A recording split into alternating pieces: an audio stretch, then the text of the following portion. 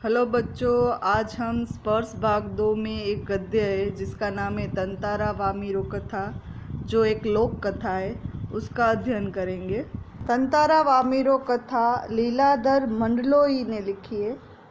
उनका जन्म 1954 की जन्माष्टमी के दिन छिंदवाड़ा जिले के एक छोटे से गांव गुड्डी में हुआ था। शिक्षा दीक्षा भोपाल और रायपुर में हुई। वैसे देखा जाए तो लीलाधर मंडलोई मूलतः कवि है, लेकिन उन्होंने लोक कथा, लोकगीत, यात्रा वृत्तांत, डायरी, मीडिया रिपोर्टाज आदि रचनाएं की है। तंतारा वामीरो कथा अंडमान और निकोबार द्वीप समूह की कथा है। यह कथा इसी द्वीप समूह के एक छोटे से द्वीप पर केंद्रित है। इस द्वीप में विद्वेष गहरी जड़ें जमा चुका था। उस विद्वेष को जड़ मूल से उखाड़ने के लिए एक युगल को आत्म बलिदान देना पड़ा था। उसी युगल के बलिदान की कथा यहाँ बयान की गई है। जो सभ्यता जितनी पुरानी है उसके बारे में उतने ही ज़्यादा किस्से कहानियाँ भी सुनने को मिलती है। किस्से जरूर नहीं है कि सचमुच उस रूप में घटित हुए हो जिस रूप में हमें सुनने या फिर पढ़ने को मिलते हैं। इतना जरूर है कि इस किस्सों में कोई न कोई संदेश या सीख निहित होती है। अंडमान निकोबार द्वीप समूह में भी तमाम तरह की किस्से मशहूर है।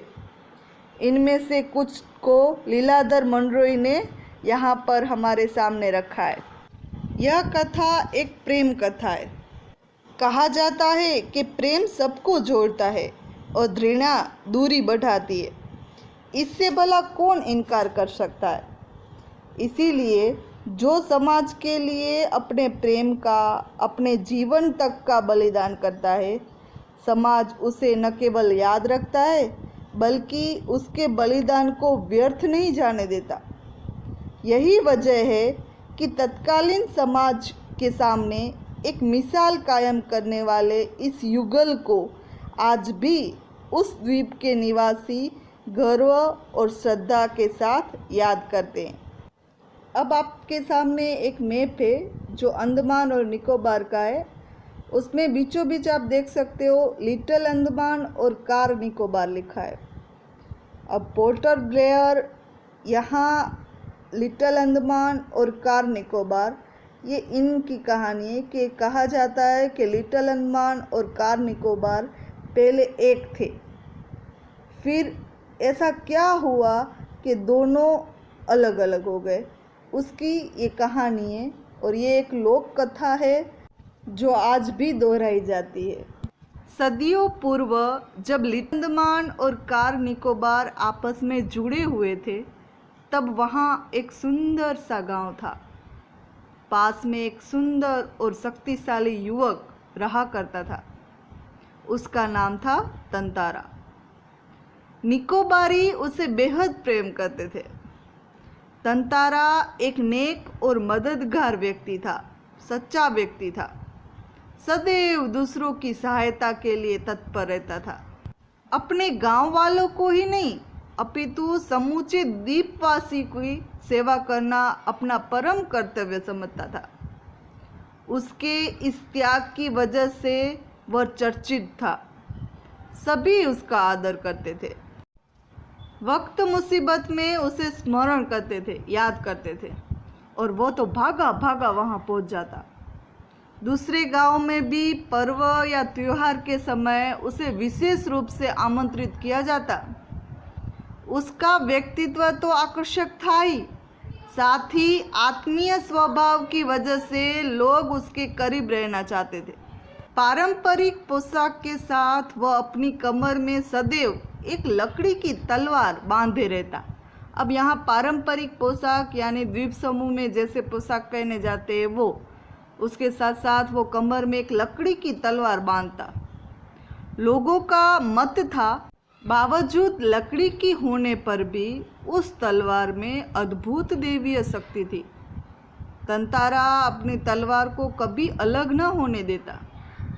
उसका दूसरों के सामने उपयोग भी नहीं करता, किंतु उसके चर्चित साहसिक कारनामों के कारण लोग बाग तलवार में अद्भुत शक्ति का होना मानते थे। तंतारा की तलवार एक विलक्षण रहस्य थी। तंतारा कभी भी अपनी तलवार का उपयोग लोगों के सामने नहीं करता था, फिर भी लोग ऐसा मानते थे कि भाई ये तलवार में तो अद्भुत शक्ति है।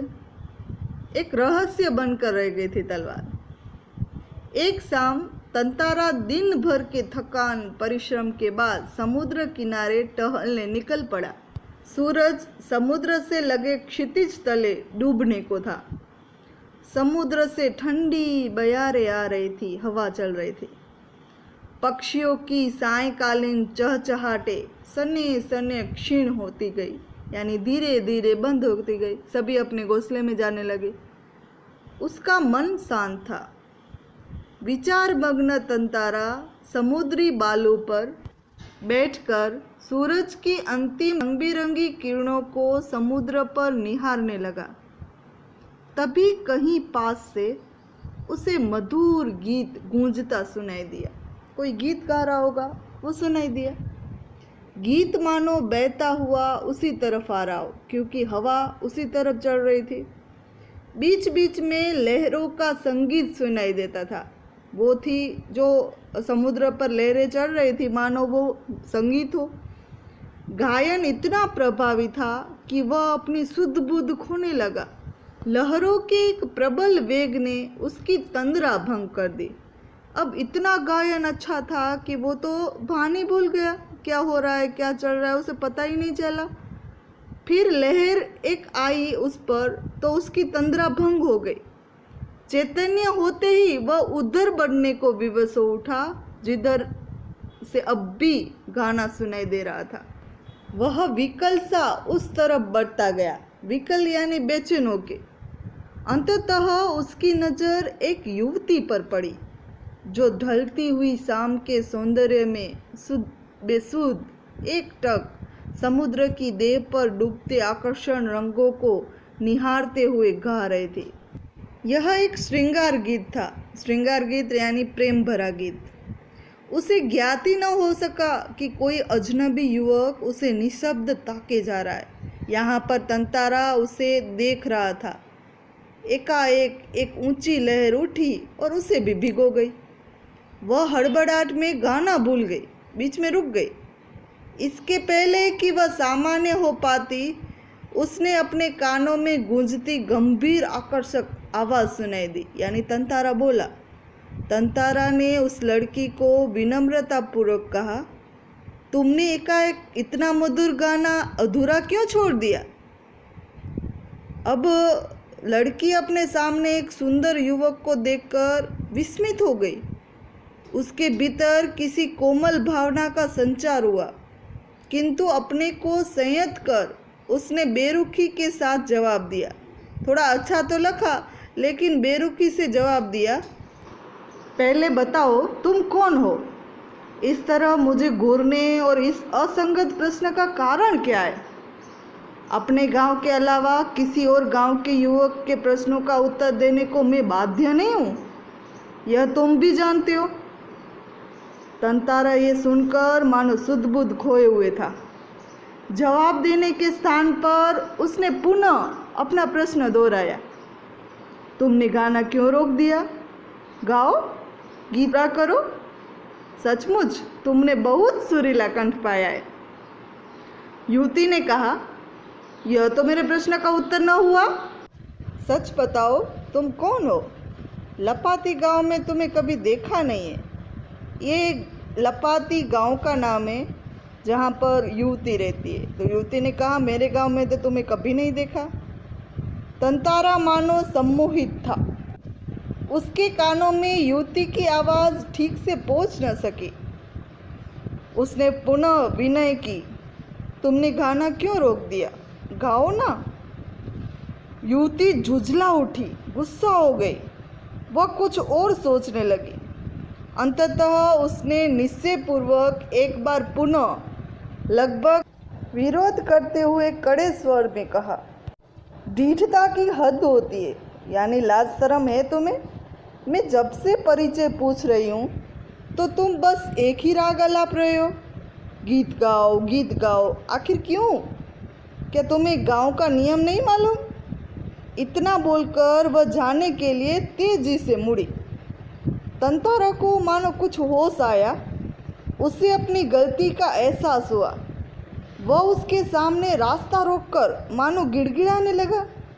बोला, मुझे माफ़ कर दो, जीवन में पहली बार मैं इस तरह विचलित हुआ हूँ। पहले कभी मैंने ऐसा नहीं किया। तुम्हें देखकर मेरी चेतना लुप्त हो गई थी। मैं तुम्हारा रास्ता छोड़ दूंगा, बस अपना नाम बता दो। तंतारा ने विवशता में आग्रह किया। उसकी आंखें युवती के चेहरे पर केंद्रित थी। उसके चेहरे पर सच्ची विनय थी। वाह मीरो, एक रस घोलती आवाज़ उसके कान में पहुंची। वाह मीरो, वाह मीरो, वाह कितना सुंदर नाम है। कल भी आओगी ना यहाँ? तंतारा ने याचना भरे स्वर में कहा। तो लड़की ने कहा, नहीं, शायद कभी नहीं। वामीरो ने अन्यमनस्कतापूर्वक कहा। अब अन्यमनस्कतापूर्वक यानी जिसका मन कहीं और हो ऐसे, और झटके से वो लपाती की ओर बेसुध सी दौड़ पड़ी। पीछे तंतारा जोर जोर से बोल रहा है, वामीरो, मेरा नाम तंतारा है। कल मैं इसी चट्टान पर तेरी प्रतीक्षा करूँगा, तुम्हारी बाट जोऊंगा, ज़रूर आना। वामीरो रुकी नहीं, भागती ही गई। तंतारा उसे जाते हुए निहार रहा था। वामीरो घर पहुंचकर भीतर ही भीतर कुछ बेचैनी महसूस करने लगी। उसके भीतर तंतारा से मुक्त होने की एक झूठी छटपटाहट थी। एक झल्लाहट में उसने दरवाज़ा बंद किया और मन को किसी और दिशा में ले जाने का प्रयास किया। बार बार ऐसे लग रहा था कि मैं तंतारा के बारे में न सोचूं, दूसरी ओर सोचूं।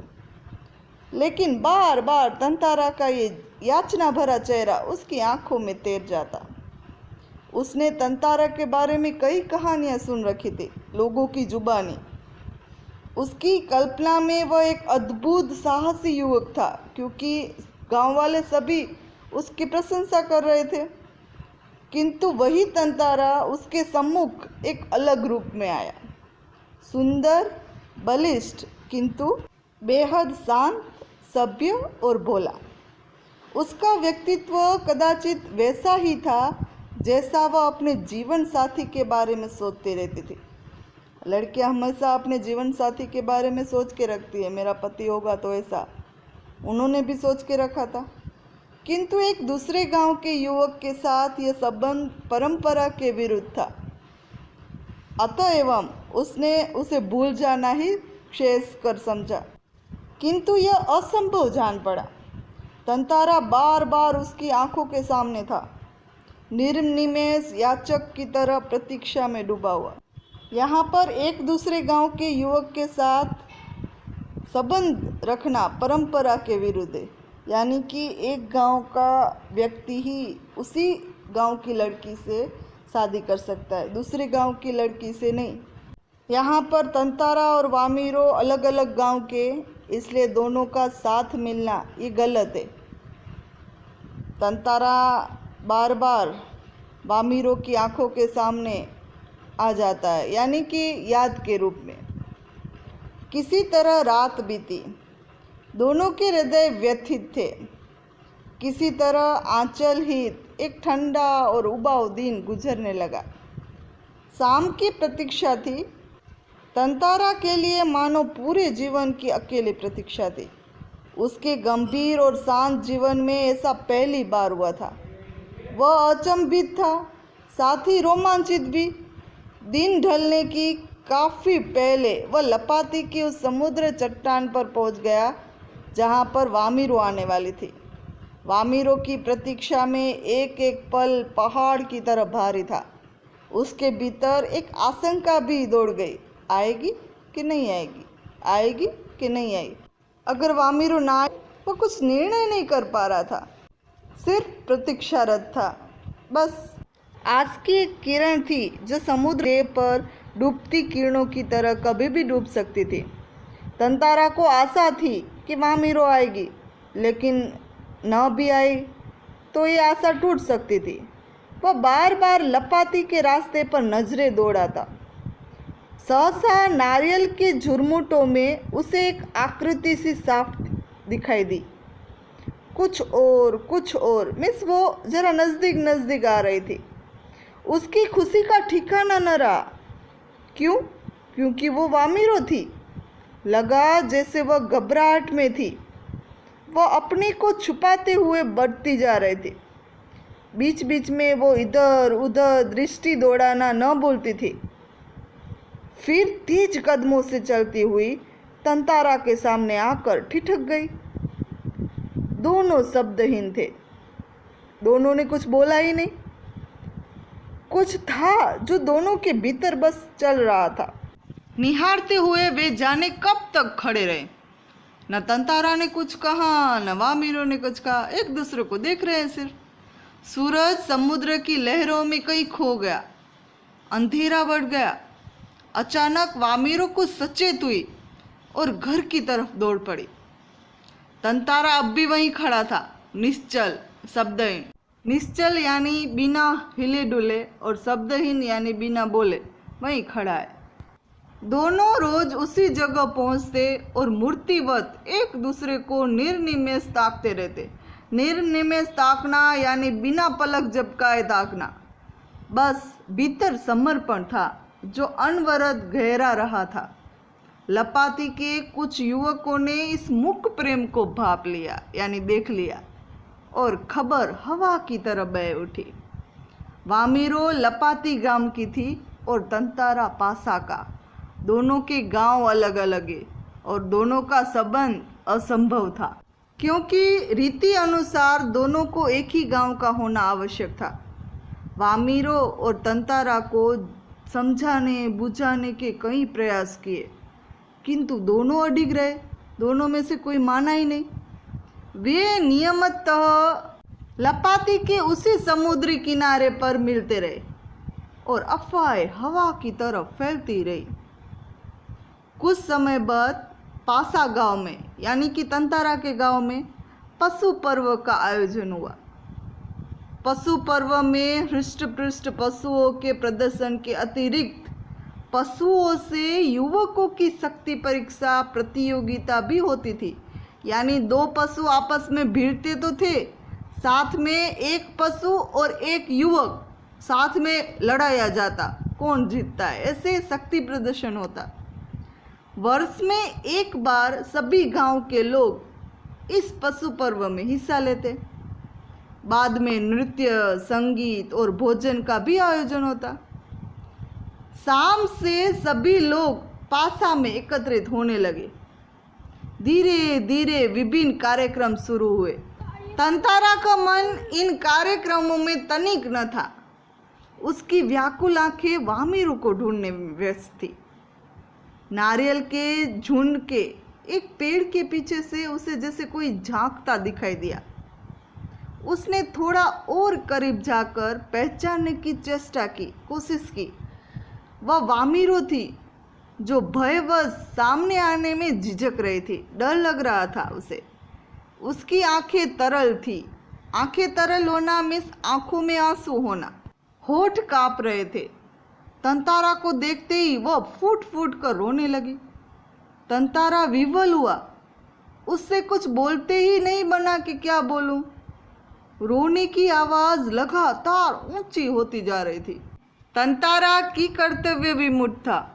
अब की कर्तव्य विमूढ़ यानी कि क्या करूं क्या ना करूं, सोच में पड़ा। अब इसको चुप करवाने के लिए क्या बोलूं। वामिरो के रुदन स्वर को सुनकर उसकी माँ वहां पहुंच आई। वो भी मेले में आई थी और दोनों को देखकर आग बबूला हो उठी, गुस्से हो गई। सारे गांव वालों की उपस्थिति में यह दृश्य उसे अपमानजनक लगा।